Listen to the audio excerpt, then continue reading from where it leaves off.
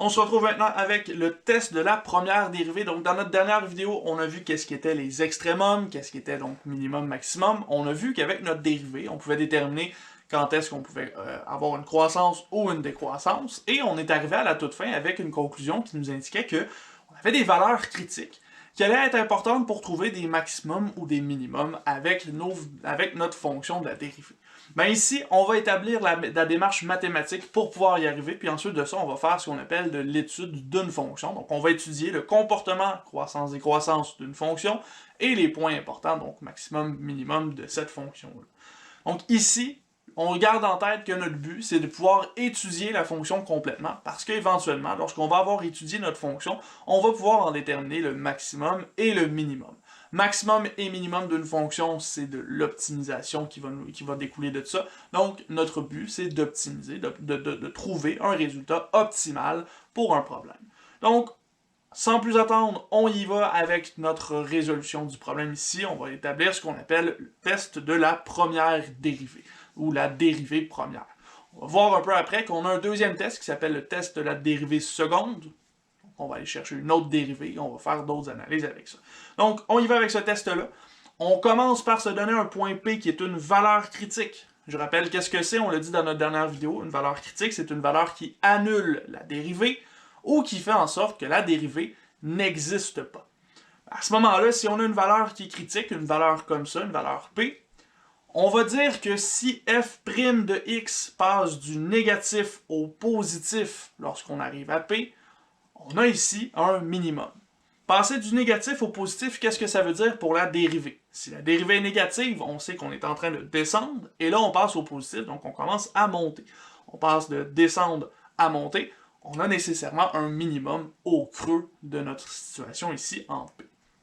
Si on a plutôt l'inverse, on passe du positif au négatif, ben f' qui est positif, ça veut dire qu'on augmente, f' qui est négatif, on diminue. Donc, entre les deux, il doit nécessairement y avoir un maximum, et c'est ce qu'on dit ici. Si on passe du positif au négatif pour notre dérivée lorsqu'on arrive au point P, on a un maximum à cette valeur-là. Donc avec ça, on va commencer à étudier notre fonction. On est capable de déterminer quand est-ce qu'on a une croissance, une décroissance. On a maintenant l'outil mathématique nécessaire pour trouver un minimum ou un maximum. On peut étudier notre fonction complètement. La méthode qu'on va utiliser, la méthode générale d'étude de fonctions qu'on va utiliser se fait en 5 étapes. C'est le début de l'étude. Évidemment, il y a beaucoup de choses qu'on peut faire de plus que ça, mais nous, l'étude de base qu'on va faire, c'est l'étude de la croissance, décroissance et des maximums minimums. Donc, pour commencer, avec notre fonction f, on va aller trouver sa dérivée. On va trouver ses valeurs critiques. Donc, les valeurs p là, qui vont nous être utiles un petit peu plus tard.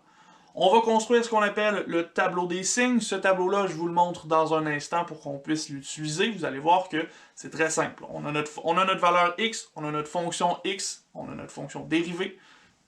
Et ensuite, on a des valeurs critiques et des intervalles qui sont intéressants.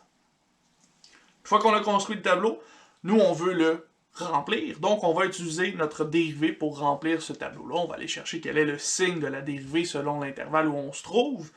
Et quand on va avoir fait tout ça, comme on va avoir le signe de notre dérivée un peu partout, ben nous, on va pouvoir utiliser le théorème de la croissance-décroissance qu'on a vu dans notre dernière vidéo. On va savoir quand est-ce que la fonction est croissante et quand est-ce qu'elle est décroissante. Puis ensuite de ça, on pourra utiliser notre théorème, ou plutôt notre test de la dérivée première, qui utilise justement le signe de notre dérivée pour déterminer si on a des max ou des min.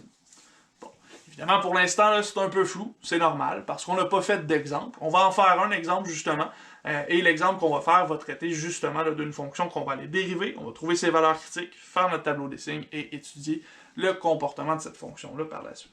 Allons-y, on a la fonction f de x qui est égale à 2x exposant 3, moins 3x exposant 2, moins 36x, plus 6. Notre première étape, c'est toujours, comme on l'a dit, de trouver la dérivée. Donc, dériver f' de x. Dans ce cas-ci, ce sera simple, on a un polynôme. Donc, un polynôme, ça se dérive assez facilement. On y va terme par terme. 2x à la 3, on va envoyer notre 3 à l'avant. Ça va faire 2 fois 3 qui va me donner 6. Et notre x à la 3 va diminuer de 1 exposant, donc x à la 2. Moins 3x à la 2, on va toujours avoir le moins, ça c'est certain. On envoie le 2 à l'avant, donc on va avoir 2 fois 3 qui va nous donner 6 aussi. Et x à la 2 va diminuer de 1, donc on va avoir x, donc 6x carré moins 6x. On a moins 36 par la suite, ben là ici ça c'est x à la 1, donc on va pouvoir utiliser seulement le coefficient, donc le moins 36. Et la dérivée de 6, c'est 0, donc on n'a pas besoin d'aller plus loin. Si on pourrait simplifier un petit peu et dire que ça c'est égal à 6 fois x carré moins x moins 6, vous n'êtes pas obligé d'aller jusque-là, mais ça peut être utile si vous voulez le faire. Ensuite de ça, on a besoin de trouver nos valeurs critiques. Valeurs critiques, on va trouver ça en allant chercher f' de x égale 0 ou f' de x n'existe pas. Bon, on traite le n'existe pas pour commencer, c'est un petit peu plus facile. N'existe pas, ce sont les valeurs qui vont faire en sorte qu'on ne peut pas calculer la dérivée. Mais ici, il n'y a pas de valeurs qui font en sorte qu'on ne peut pas dériver, qu'on ne peut pas calculer la dérivée du tout, parce qu'il n'y a pas de division par quelque chose, on n'a pas de racine carrée qui pourrait poser problème, il n'y a pas ici de logarithme non plus, donc on n'a pas de situation où on va avoir une valeur qui fait en sorte que la dérivée n'existe pas. Donc nous, on peut laisser tomber la deuxième partie ici, et aller directement vers la première, donc f' de x égale 0.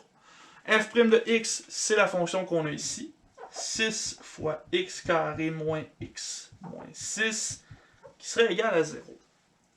Bon, là ici, pour que ce soit égal à 0, il faudrait que x carré moins x moins 6 soit égal à 0. Donc, x carré moins x moins 6 égale 0, parce que 6, c'est différent de 0, évidemment, donc 6 multiplié par quelque chose égale 0, ça veut dire que ce quelque chose-là vaut 0. Donc on a une fonction quadratique ici, et on veut savoir quand est-ce que cette fonction quadratique-là est égale à 0. On peut factoriser pour trouver les zéros de notre fonction ici. On peut utiliser la formule quadratique aussi. Cette formule quadratique-là, on aurait pu l'utiliser sur l'expression de base aussi, mais ce sont des gros chiffres, relativement gros chiffres, donc ça pourrait poser problème. Moi, j'y vais avec cette solution-là. Donc ici, ce serait égal à 0 si et seulement si x est égal à moins le coefficient du x, donc moins 1, ça devient plus 1, plus ou moins la racine de son coefficient, ici le moins 1 au carré, donc ça va être moins 1 au carré, moins 4 fois le coefficient du x carré, c'est 1, fois le coefficient de notre terme général, donc moins 6. Et on divise tout ça par 2 fois le coefficient de notre x carré, donc 2 fois 1. Donc si et seulement si x est égal à 1, plus ou moins racine de moins 1 au carré, c'est 1. 4 fois 1, c'est 1 fois moins 6, c'est moins 24. Moins en avant, ça devient donc plus 24, divisé par 2 fois 1, qui est 2.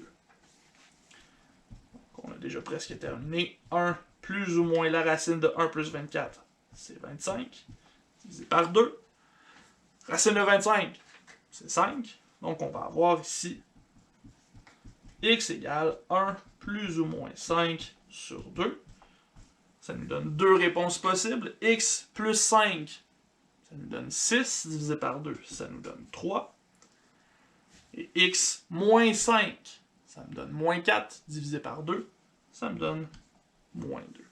Donc ce sont les deux valeurs qui vont nous intéresser. C'est les deux valeurs qui annulent notre dérivée. Donc si x égale 3, la dérivée vaut 0, et si x égale moins 2, la dérivée vaut 0 également. Donc avec ces deux valeurs-là, on peut construire notre tableau des signes, et on va pouvoir aller évaluer ce qui se passe sur la fonction. On commence par construire le tableau des signes en ayant une ligne pour le x, une ligne pour la dérivée de x. Et ce qui nous intéresse, ce sont les valeurs possibles de la fonction f de x.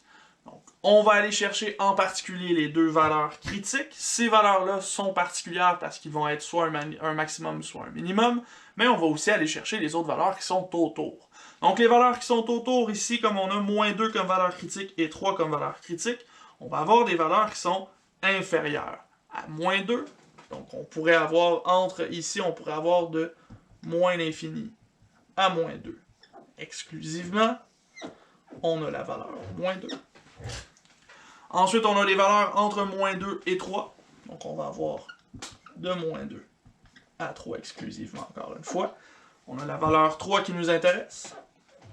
La voici. Et finalement, on a des valeurs qui sont plus grandes que 3. Donc, de 3 jusqu'à l'infini, tout simplement. Et ça ici, ce sont les intervalles et les valeurs qui nous intéressent. Pourquoi? Ben parce qu'on sait qu'à moins 2 et à 3, notre dérivée vaut 0. Donc on sait qu'on a une valeur critique, on va avoir un max ou un min. Et on sait qu'autour de ces valeurs-là, on va avoir des croissances ou des décroissances. Ben nous ici, comme on cherche à trouver croissance, décroissance et les maximums minimums, ben c'est exactement ces informations-là qui nous intéressent. Donc pour faire ça ici, on va compléter notre tableau. Donc l'étape 4, c'est de remplir ce tableau-là. On sait déjà que notre dérivée vaut 0 lorsque x vaut 3 et moins 2. Donc ici, on sait que ça va valoir 0 et 0. À la suite, on va se trouver des valeurs entre moins l'infini et moins 2 et 3 et l'infini pour compléter notre tableau des signes ici, notre table des valeurs qu'on a dans ce cas-ci. Donc, pour la valeur entre moins l'infini et moins 2, on peut prendre n'importe quel chiffre. Prenons moins 3 par exemple. Ben, moins 3, si on remplace ça dans notre fonction ici, on a moins 3 au carré qui donne 9, moins 3 qui donne 12, moins 6 qui donne 6. 6 fois 6, c'est 36, c'est positif. Donc on va l'indiquer ici, c'est positif, on a un signe plus grand que 0. On prend une valeur entre moins 2 et 3. La valeur la plus facile entre moins 2 et 3, ce serait le chiffre 0, tout simplement. Donc on remplace x par 0, on va avoir 0 moins 0, ça donne 0. Moins 6, donc moins 6 fois 6, ça nous donne moins 36, c'est négatif. On va de l'autre côté dans les valeurs qui sont plus grandes que 3 jusqu'à l'infini. Ben là, ici, on peut prendre n'importe quel chiffre. On pourrait prendre 5 en particulier. 5 au carré, c'est 25. Moins 5, c'est 20. Moins 6, c'est 14. Fois 6, ça reste positif. Donc ça ici, on a un symbole positif pour notre dérivée entre 3 et l'infini. Avec ça, on va aller chercher la dernière ligne de notre tableau, qui va être en fait l'étape 5, et cette ligne-là, ce sera la fonction f de x. Et c'est dans cette ligne-ci qu'on va indiquer si on a des croissances, des décroissances, des max ou des minimums. Donc, lorsqu'on a une dérivée qui est positive, ça veut dire que notre fonction, elle est croissante, on l'indique en faisant une flèche qui augmente. Lorsqu'elle est négative, on a une flèche décroissante. Lorsqu'elle est positive, on a une flèche croissante. Et finalement, ici, à chacun des points qui nous intéressent, on va chercher qu'est-ce que nos extrémums nous indiquent. Ici, à 0, on passe de croissant à décroissant. On montait, puis ensuite on est descendu. Donc on va avoir ici un maximum relatif. Alors que de l'autre côté, on passe de décroissant à croissant. On arrive dans un creux. Donc, on a un minimum relatif.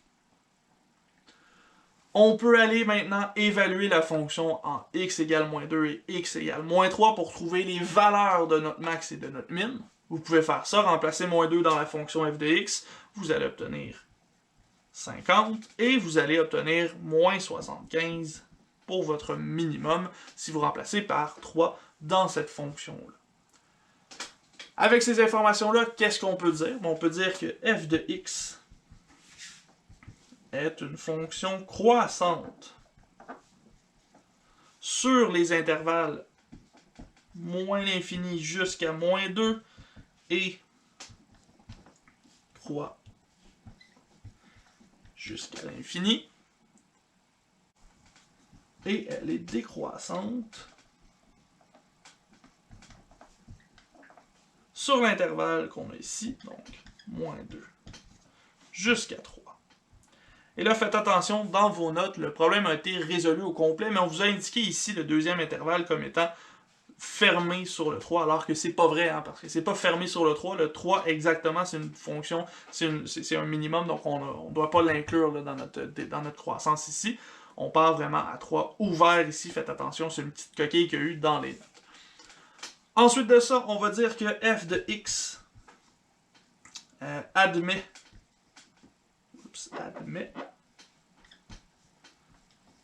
un max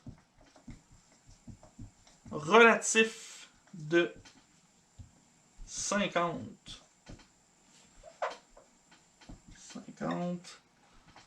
en x égale moins 2 et un min relatif de moins 75, c'est ce qu'on a obtenu ici, en x égale 3. Donc, à partir de mon tableau des signes ici, je peux indiquer que j'ai une fonction qui augmente tout le temps de moins l'infini jusqu'à moins 2 pour atteindre un maximum à 50, pour descendre de moins 2 jusqu'à 3, pour atteindre un minimum à moins 75 et pour recommencer à monter de 3 jusqu'à l'infini. C'est le but de notre tableau des signes ici. Ça nous indique qu'on a un max et un min, et ça nous permet notamment de décrire une fonction beaucoup plus facilement. Dans ce cas-ci, je sais que ma fonction, elle va ressembler à quelque chose qui augmente, qui atteint un maximum, qui diminue pour atteindre un minimum, et qui recommence à augmenter. On a un genre de zigzag qui se forme avec notre fonction du troisième degré qu'on avait ici.